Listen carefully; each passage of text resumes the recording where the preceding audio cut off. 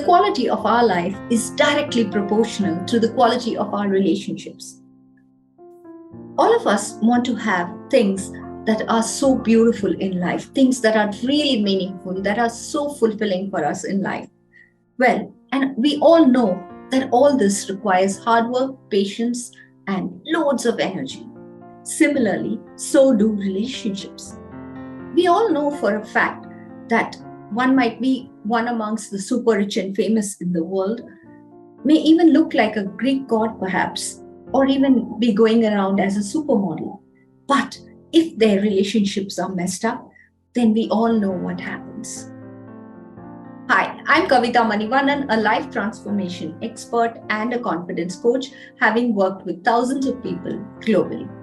We all know that creating an amazing relationship is not really that difficult, but the real challenge arises when we have to maintain and manage and nurture that relationship over a period of time. And all of us, we want to have amazingly beautiful relationships. All of us want to have that someone who can make us happy. But actually, what we need to do is try to become that someone who can make others happy. Can we do that? The number one mistake that most of us do is trying to go around with a toolkit trying to fix other people. We keep constantly saying, if only he would change, or if only she would change, if she may do something like this way or do it that way. And we just forget to even question ourselves whether we find it easy to change. When we ourselves find it so difficult to make changes, we just very conveniently go about giving advice and asking people to fix themselves. And when we begin to do this, it's a losing battle. We have already lost the battle before we even began. Because if we were only to keep waiting for other people to change, for our lives to get better, we are heading nowhere. Or we might be ending up waiting for our whole life. I have met people who have been trying to do this for 10 years, 12 years, and sometimes their entire lifetime, trying to fix other people before their life can become better. How about we take the 100% responsibility in that 50% in that relationship and start making it better? And believe me, once we start doing that, we can actually create the kind of relationship that we are looking for. Exactly the kind of relationship that we are looking for. We have only one life. Is it really worth spending our entire lifetime waiting for someone else to change? There are no resets, there are no redos in our life, and no one deserves to live a life like that. Number 2 is start noticing the good. Once a guru spoke about this story where he said, there was once a teacher who wrote on the board 9 times tables. She wrote 9 ones equal to 17, 9 twos 18, 9 threes 27, 9 fours 36, and so on till 9 times 10. And the kids in the class, they were giggling and laughing and saying, she doesn't even know 9 times 1. And you see, that's how life is. She had written all the tables correct from 9 twos to 9 10, and they didn't notice. All they noticed was 9 times 1 was wrong. And that's what we end up doing most of the time. We just notice that one thing that is not okay with the other person. We fail to see at all the other things that they are doing right. And if we were to only start noticing the 9 twos, 9 threes, 9 fours, and so forth, and just let the 9 times 1 go, how better life would be. Allow the person to take care and deal with the 9 times 1 in their lives. And if possible, be there to support them through it. That's how life can become much more beautiful than what it is, by going around noticing the faults. The fault is already visible by default. It is out there right on your face. So what is the need for us to go around pointing, this is not okay? Let us start becoming more conscious and start observing and noticing the good in the people. Let's start making life better for them and for us and together. Whatever we focus on seems to expand. And if we focus on the good, that's going to expand. And you know, when we focus on the bad, what will happen? The third thing is start allowing people to win. Come on, this is not a battle. And especially with the ones whom we really love and are close to us, why can't we just allow them to win? It is said that the way to a man's heart is through his ego, and the way to a woman's heart is through her emotions. So let's give them small challenges and just keep allowing them to win.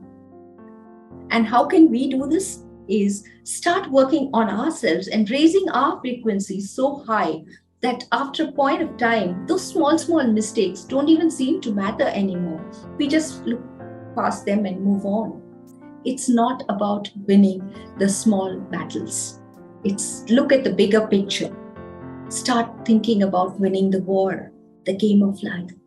The fourth thing would be about handling misunderstandings. So often, so much of our anxiety seems to stem from misconceptions, assumptions, presumptions, and misunderstandings. Then all of them can just be fixed and resolved by having a simple conversation. But do we do that? No. We just try to keep pushing things under the rug and avoiding that conversation because we are so conscious of the risks of bringing up that topic, of discussing it. And we become blinded to the risks of actually avoiding speaking about it. That's what's dangerous. Instead, choose to sit down and have a talk.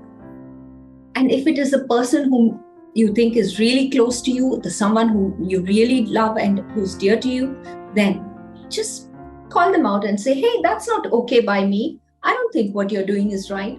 And have a talk about it. It's just as simple as that. The fifth one is change the way we fight. It's not humanly possible to stay in a relationship and not have disagreements and arguments or small fights. Life will become very bland and boring otherwise. But let's just try and change the way we fight. None of us actually deserve to be in a relationship where we keep fighting all the time.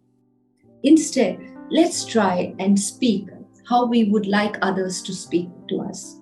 Let's try to soften the way we fight with each other.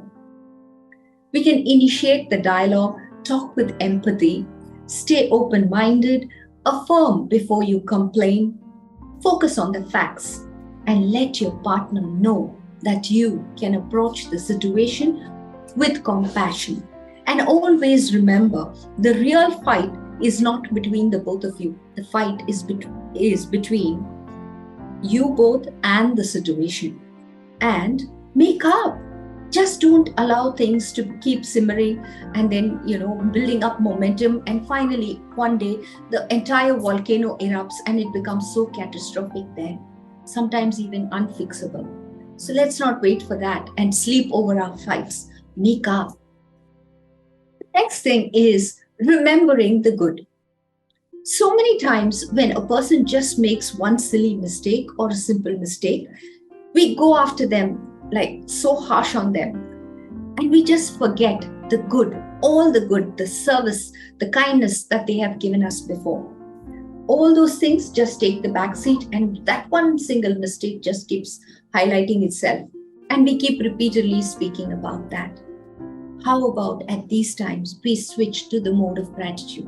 And in gratitude, the first most important thing is memory, is to remember all those acts of service, kindness, and good that this person has done before.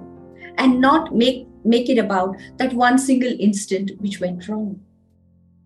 And also the second thing is giving your goodness, reciprocating and letting go of that one-off mistake that has just happened.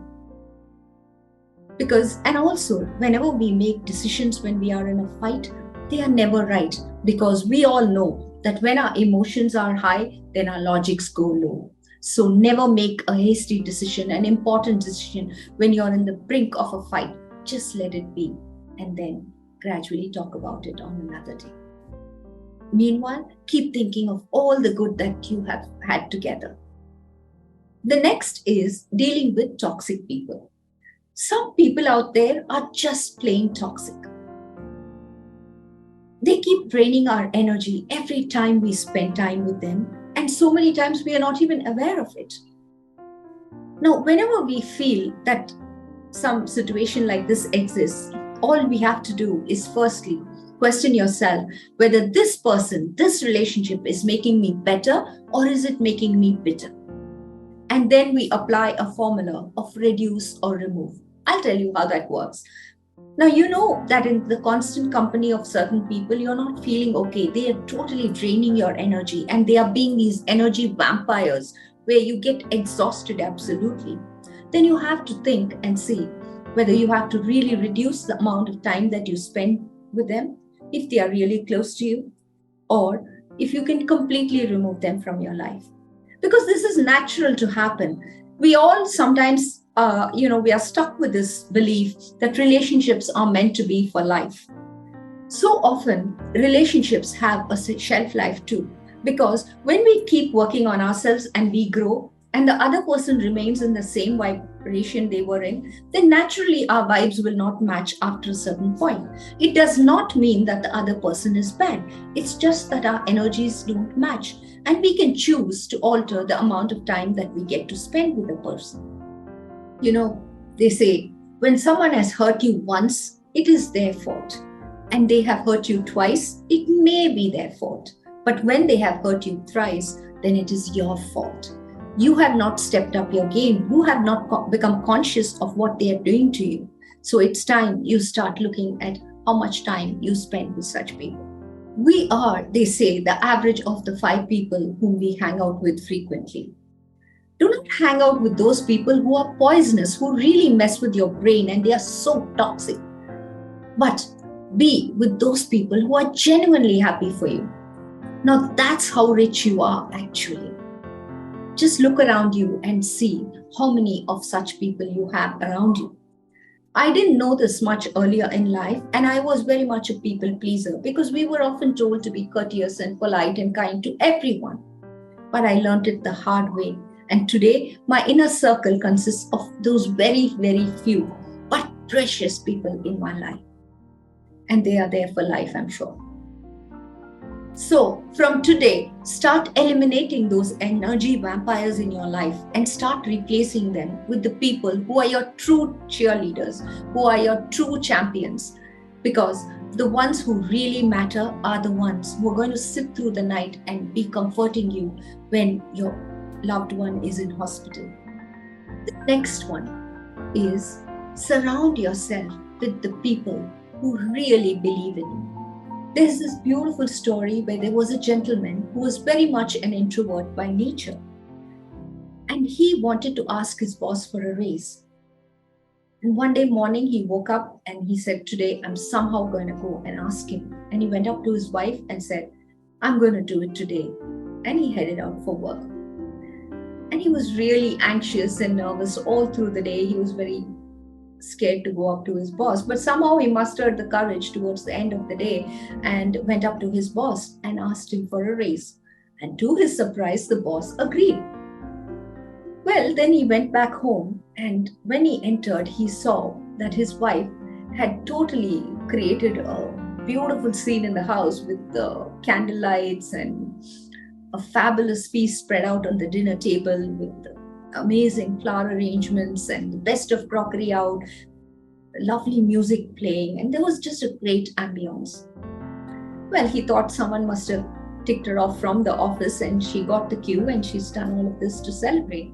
So he went to her and hugged her and said, I love you so much, and this has happened and I'm so happy. And then they both go back to the dinner table, and there he finds a card for him which says, congratulations, baby. You deserve this so much. I knew this would happen. And she said, all this, the arrangement, the candlelight and the music and the feast and everything is just to show you how much I love you. And she was serving one dish after the other, and they finished dinner. And after that, she headed out to the kitchen to get him some dessert. And at that time, another card from her pocket fell out. He picked it up and he read it. And there were tears in his eyes. That card said, don't worry, darling. It's not about the raise. It doesn't matter. I know you deserve so much better. And she said, I love you, and that is why I got this whole arrangement made. The feast, the flowers, the candlelight, and the music is all because I love you so much. Now, this shows total acceptance, total love, total support. And her love was unconditional. It wasn't in the slightest bit dependent on his success at work. In fact, it was exactly the opposite. Now, suppose he had failed, suppose he had been facing rejection, then this total acceptance and total support is all that what he would have needed. Now, even if we are rejected by the whole world, if we have just that one person who is able to totally accept us and truly believes us, truly loves us, totally supports us, then we can achieve whatever we want and reach our destination so much more easily and so much more happily. So always surround yourself with people who believe in you totally and regardless of your successes or failures. And also, what is more important is you be that person for someone, regardless of their successes or failures. So, to quickly summarize, just to have rock solid relationships, the first thing is stop going around with a toolkit trying to fix other people. Secondly, start noticing the good in others. Thirdly, allow people to win. Fourthly, handle misunderstandings well. And the fifth one, remember the good in people. Sixth one is dealing with toxic people. Next one is surround yourself with the people who really believe in you. Thank you so much for watching, and do let me know what are those things of value you found here and would like to take back with you. So do like, subscribe, and be back for more. Lots of love and signing off until next time.